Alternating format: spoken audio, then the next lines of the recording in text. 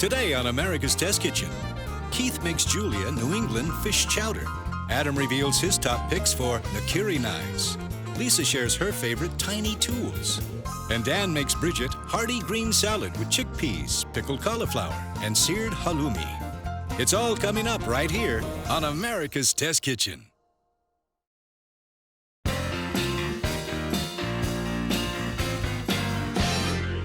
New England fish chowder began as a humble dinner made by sailors aboard local fishing vessels, where they'd throw a piece of the catch, usually cod or haddock, into a pot with some water, a little salt pork, and some rustic crackers known as hardtack that just helped thicken things up. Now, over the years, the soup got embellished just a little bit with some potatoes and some dairy, and that's the version that Keith's going to make for us today.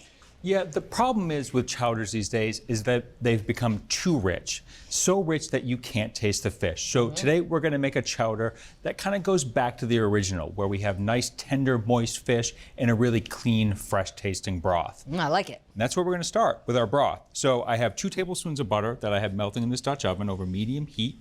Then we're going to add 2 onions that have been cut into 1/2-inch pieces, a 3/4 teaspoon of table salt, 1½ teaspoons of thyme, and 1 single bay leaf.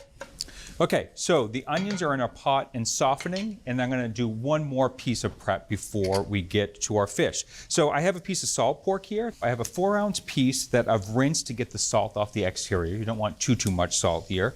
And I'm just gonna cut this rind off the top. We don't need that. And I'm just gonna cut it into 2 pieces. We'll get a nice kind of background flavor, that funky pork flavor from the salt pork, but we won't get too much. It won't be too pervasive. So we're just gonna let those onions soften, and then the salt pork can go in after those are softened. Okay. It's been 3 minutes, and you can see that our onions don't have any color in there, which is important. And I can add our salt pork to that. And now I'm gonna add 5 cups of water. So I'm just gonna turn this up a little bit, and we're gonna let that come up to a simmer in a couple minutes. Okay, the water has come up to a simmer, and now it's time to make our fish stock. So I'm just gonna take the fish that we're using in the stew to make that fish stock. I have 2 pounds of boneless, skinless cod here, and I'm just gonna add our fish to flavor this liquid, but I'm actually gonna do this off the heat. I'm gonna cover it. So the fish is gonna sit in that water and steep the water, infuse it with flavor, and we get a nice clean fish flavor, but we don't wanna cook the fish too much, so we're gonna do it off heat. So we're gonna let this sit for 5 minutes. We are gonna work on our potatoes. I have 1½ pounds of Yukon Gold potatoes. I'm just gonna cut this into 1/2-inch slabs. We really like Yukon Gold potatoes for a couple reasons. We like the flavor, kind of a sweet flavor, but we also like the way that they hold up in the chowder. They'll soften a little bit, but they won't break down and become mushy. Okay, so that's our potatoes, and all we have to do is wait for that fish to continue steeping in there, and we can come back and we'll do a flip-flop. We'll take the fish out, put the potatoes in. All right. It's been 5 minutes, and hopefully our fish has infused that water with plenty of flavor. Oh, it smells good. Smells good. Yeah. Get a hint of that salt pork too. Yeah. It's very nice. So I'm just gonna take this out. Now, the fish is not quite fully cooked at this point. We wanna try to get as much fish out of there as possible, because we're gonna boil those potatoes for 20 minutes, and we don't really wanna leave the fish in there because they'll become overcooked. Okay, so the fish is out, the salt pork we're gonna leave in there. We still want the flavor of the broth, and now our potatoes can go in. Now you can cook the potatoes without overcooking the fish, and the potatoes will take on the flavor of the cod. Fish flavor. Aha! Brilliant. I love this technique. Turn this on. We're gonna bring this up to a simmer. We're gonna simmer those potatoes for about 20 minutes until they're nice and tender. It's been about 20 minutes, and our potatoes should be nicely cooked right now. Check that with a fork. Oh yeah, that's perfect. Nice. So now for the dairy. We're gonna add 2 cups of milk here. We're gonna add one more thing to this. I'm gonna have a tablespoon of cornstarch here. So I'm just gonna whisk a little milk in here to get that cornstarch dissolved. And then I have 1/2 teaspoon of black pepper to that. Have to have black pepper in chowder. I agree with that. So I'm just gonna stir this into our base. So we have the milk in there, and we're just gonna return this to a simmer so that cornstarch activates and thickens the broth. Broth has come back up to a simmer, and you can see it's thickened slightly. So now we're gonna reintroduce the fish to this And I'm just gonna slide it in with all those nice flavorful juices. And again, we don't wanna overcook the fish here, so I'm gonna shut off the heat, cover the pot, and let that sit for 5 minutes. The fish just needs to cook through just slightly, and it will just warm up and it'll be good to go in about 5 minutes. It's been 5 minutes and our fish should be fully cooked and warm through. So I'm just gonna take the salt pork out of here. Snacks. For later. And there is the bay leaf. Okay. Just want to taste this and make sure it's properly seasoned. Add a little bit more salt and, of course, some black pepper. Now we want to stir this gently. We want to break up that fish a little bit, but we don't want to break it up so much that you just have these tiny shards of fish. Yep. So I just kind of use the spoon and you kind of break it up against the side of the pot. It's time to eat our chowder. All right. And make sure you get a nice big chunk of fish in there and plenty of potatoes. Good looking out. Look at that, that's beautiful. That is beautiful. Now I have some chopped chives here. Can I garnish your bowl? Yes, please. That's fancy. Chopped chives is nice. It adds a little bit of an allium flavor, but crispy bacon is a good way to go here. Maybe some oyster crackers.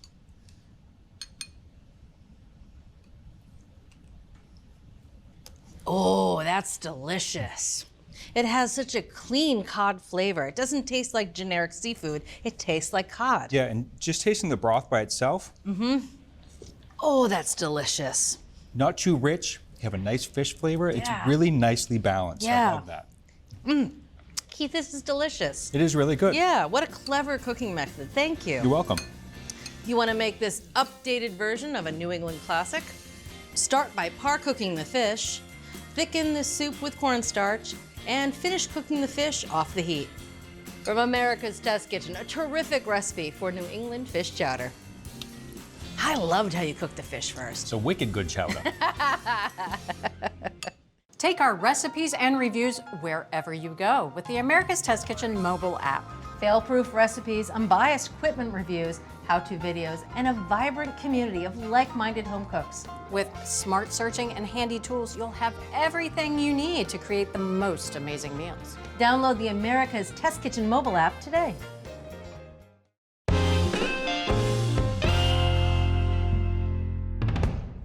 There are a few knives, say a chef's knife, paring knife, maybe a serrated knife, that'll get you through almost any kitchen job. But when you want to start adding to your knife arsenal, you might want to consider something called nakiri. And Adam's here and he's going to tell us all about this wonderful knife. A nakiri is a Japanese knife specifically for vegetables. You'll find one in almost every Japanese home kitchen. You can see the shape. Pretty tall blade, fairly short, blunt tip, straight edge. Right. For a lot of contact with the cutting board. Yes, instead of having a curved belly, which right, some you're of them not do. going to rock this and dice with it. This is meant for slicing straight and even, very precisely, very fine. Now, one thing I want to mention before I even get into the lineup, in a lot of Western markets, these are mislabeled as vegetable cleavers. They're not cleavers in the classic sense of a cleaver. The metal is fairly brittle, it's hard, it's really designed for precise cuts. If you try and get through like a chicken bone or a super hard squash or something with this, you could chip it. Okay. So don't use it like a cleaver. Right. It's a vegetable knife. We had a lineup of 12. The price range was $48 to $255. Oh, okay. All of them had a blade length of between 6 and 7 inches, which is pretty typical. By and large, this was a new knife for a lot of our testers, and they loved them. They were chopping onions. They did a brunoise of carrots, the really fine dice. They julienned peppers. They minced parsley. And they sliced cabbage, delicata squash, which is not super tough, and partially frozen steaks. Testers identified a couple of factors that really contributed to that feeling of finesse and control and precision. One of them was the thickness of the blade, and I want you to try this knife. Okay. See how that feels to you with some of that cabbage there. All right, so let's see what's going on here with the cabbage. That's not bad. Okay.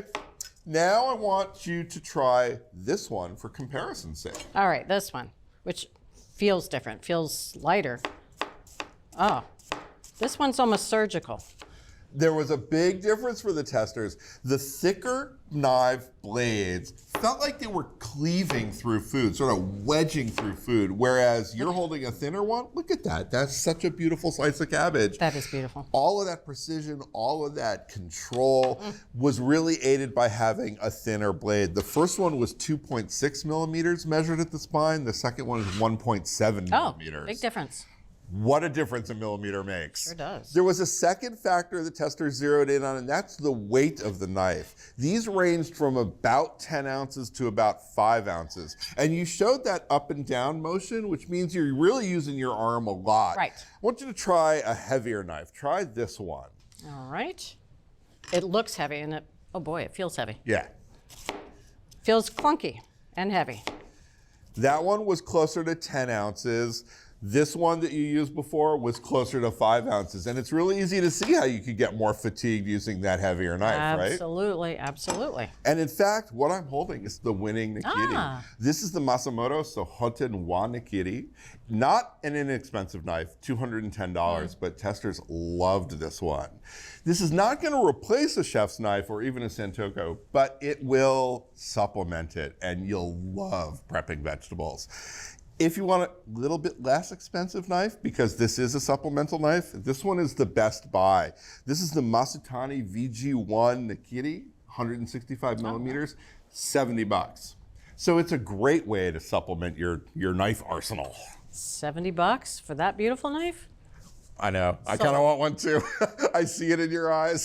Sold. Yeah, all of these are coming home with me. So if you want to include one of these beautiful knives in your knife drawer, our winner is the Masamoto Sohoten wa Nikiri, and it runs about $210. But our best buy is the Masutani VG1 Nikiri, 165 millimeter, and that's only $70. Hey there, fellow fans of cooking. Want to stay in the know? Visit americastestkitchen.com and sign up for our free Notes from the Test Kitchen email newsletter. Get exclusive tips, seasonal recipes, product reviews, and more delivered straight to your inbox. Sign up for free at americastestkitchen.com.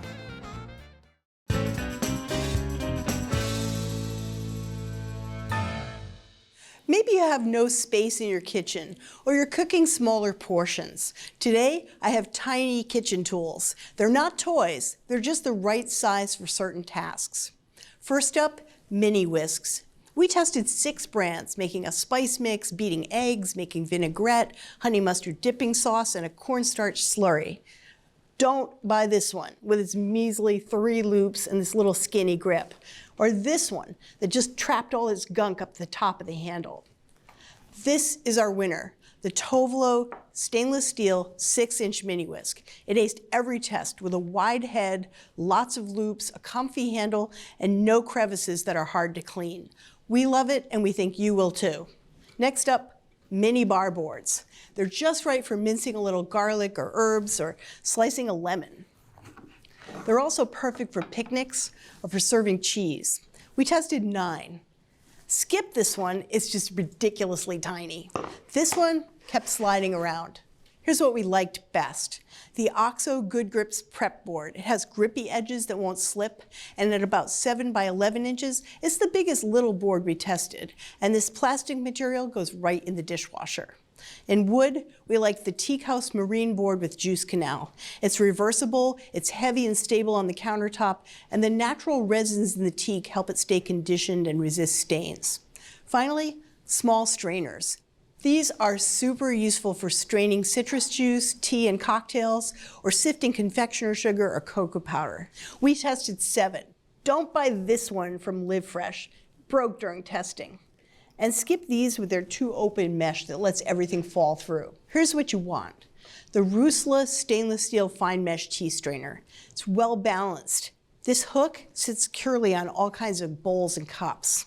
It's fine mesh, sifted and strained beautifully, giving us crystal clear lemon juice and really professional looking dustings of cocoa powder and confectioner sugar. Any of our winning tiny tools would be an excellent addition to your kitchen. At Cooks Illustrated, we're food nerds. That's why every recipe we develop involves research, cooking science, and rigorous testing by our team of expert test cooks, before being tested by our dedicated community of 40,000 home cooks. Only the highest rated recipes earn a place in our award-winning magazine. Every issue features our latest recipes and discoveries, cooking tips, and equipment and ingredient reviews. Our step-by-step photos and hand-drawn illustrations show you exactly how to succeed. What you won't see, even a single page of advertising. We've worked for home cooks like you for over 30 years. So, are you ready to become the best cook you know? Subscribe to Cooks Illustrated magazine at cooksillustrated.com today.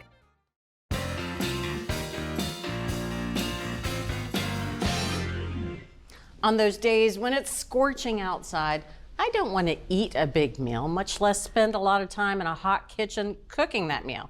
I like a big salad, hat tip to Elaine Bennis, and Dan is here, and he's going to show me a great salad that's packed full of flavor and vegetables and lots of satisfying protein too. Yeah, so what we're really gonna do is a salad that actually eats like a meal, right? So like chef salad, but like we're in a whole nother world. Fabulous. Yeah, so it's gonna be really nice. And it all starts with a quick pickle. So I've got a 1/4 cup of apple cider vinegar here, and I'm gonna add 2 teaspoons of honey, a little bit of nice sweetness, and 3/4 teaspoon of salt.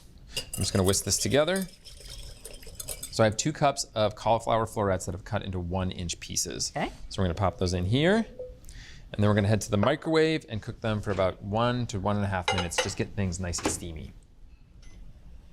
Beautiful, so we've got that nice and steamy. Gonna give it a quick stir. But we're actually gonna do a lot of our softening at this point. So we're gonna cover, let it sit for about 5 minutes while we get into the rest of our prep. Great. So now I'm gonna get into prepping the other components of the salad. And one thing that we found was really important for a complex, interesting salad was to have 2 different kinds of greens in the mix. So we're gonna start with green leaf lettuce. This is a small head, but I'm only gonna use half of it. So I'm gonna start by just cutting it in half, and I'm taking off just the bottom of the core there. And I'm actually gonna tear this into pieces. Okay, so the next green is not even green, but it is one of my favorite salad vegetables, and it's radicchio.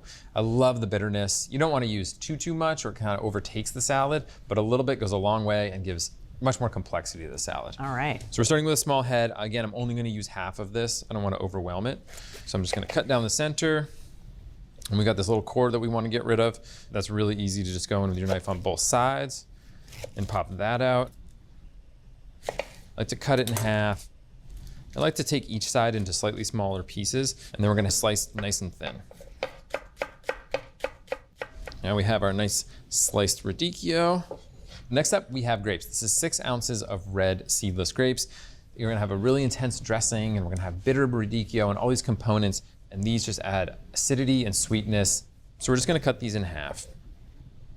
Protein. We're gonna have protein in a couple of different forms here, and one is one of my absolute favorite ingredients, not just for salad, but everything in general, is halloumi.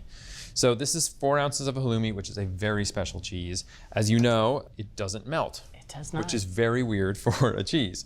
I'm gonna cut this into 4 equal pieces.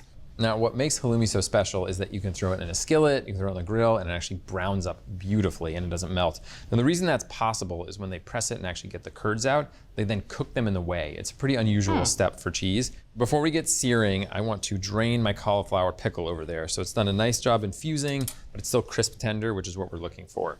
That crunch is gonna be so nice. So what we're gonna do is actually use a slotted spoon and leave all of that pickling liquid behind. So we've got the cauliflower out, so we're gonna use this to build our dressing in a little bit. All right. So now it's time to cook our halloumi. So I have a small little 8-inch nonstick skillet here of extra virgin olive oil, which I'm gonna heat over medium-high heat until shimmering. And we're gonna pop in our 4 slices of halloumi. Get that nice little sizzle. A little bit of sizzle. So we're gonna cook this for about 60 to 90 seconds per side. Just wait until I flip these. The browning is so beautiful and the flavor gets really intense. Great. So that's been 60 seconds. We'll take a look. Oh, gorgeous color. Isn't that gorgeous? Oh yeah. That color means flavor. All right, another 60 seconds and we've got lovely browning on the second Beautiful, side. beautiful. So this is done. Take it off the heat and pop a lid on. This is gonna help us keep it nice and warm. All right, we've done all of our salad prep, and so now it's just a matter of mixing, seasoning, and then plating really thoughtfully. And that's another aspect that we want to focus on. So you get different bites all the time and a really complex salad. So I'm gonna start by taking 2 tablespoons of our pickling liquid and adding it to 2 tablespoons of extra virgin olive oil that I have in this large bowl. Ah, I see the basis of a vinaigrette happening. It's gonna whisk this up. It's not gonna really emulsify because it's just a couple ingredients. The honey will help a little bit with that. Okay, great. Now we're gonna go in with our greens. So we've got our torn up green leaf lettuce and our thinly sliced radicchio. Beautiful. Oh, it's so beautiful. Just gonna give it a little toss to combine. And then once it has a nice little coating of dressing on it, I like to hit it with salt and pepper. Gives it something for the salt and pepper to stick to. Right. And make sure that every leaf is well seasoned. So a little bit of kosher salt and a little fresh black pepper. So as you can see, we're dressing the greens pretty lightly. We're gonna make another dressing that has a lot more oomph to it, but we want every bite to have a nice base level. Okay. Okay, we have our 2 salad bowls here. So our first element is gonna be this lovely greens mixture. Lovely. Now some people would call this a salad, but we're gonna go a lot further. I'm gonna set these aside for a moment, and we're gonna build a really awesome dressing. So we've got our pickling liquid, which has a little bit of honey and salt and the flavor from the cauliflower. We're gonna add 3 tablespoons of Greek yogurt. This is gonna add a ton of creaminess and body. Then 2 tablespoons of tahini.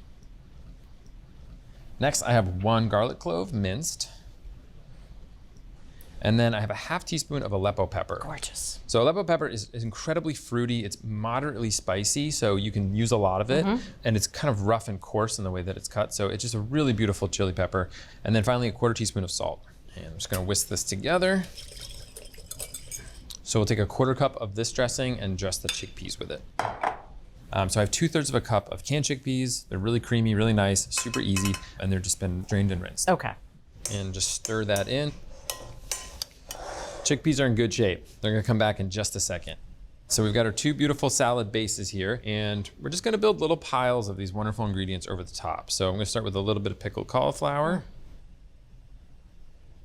Okay, so now I'm adding the grapes. I'm gonna put those in a nice pile next to the cauliflower. And now it's time for our halloumi. We're just gonna go 2 nice pieces. How lovely. All right, now we're gonna do a nice little drizzle of the remaining dressing over these 3 piles. Just make sure everything gets that nice treatment. Gorgeous chickpeas. So this really is one of those salads where you make it, follow the recipe exactly the first time, and then you kind of fall in love with little different parts of it, like the vinaigrette you love, and you can use that on different things, pickled cauliflower. And then the halloumi is like, you need a quick protein on any weeknight. It's really, really great too. There's no way this cannot taste good. I mean, it looks amazing.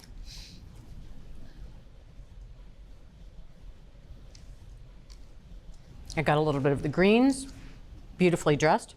I'm gonna go in for some cauliflower now. I'll join you.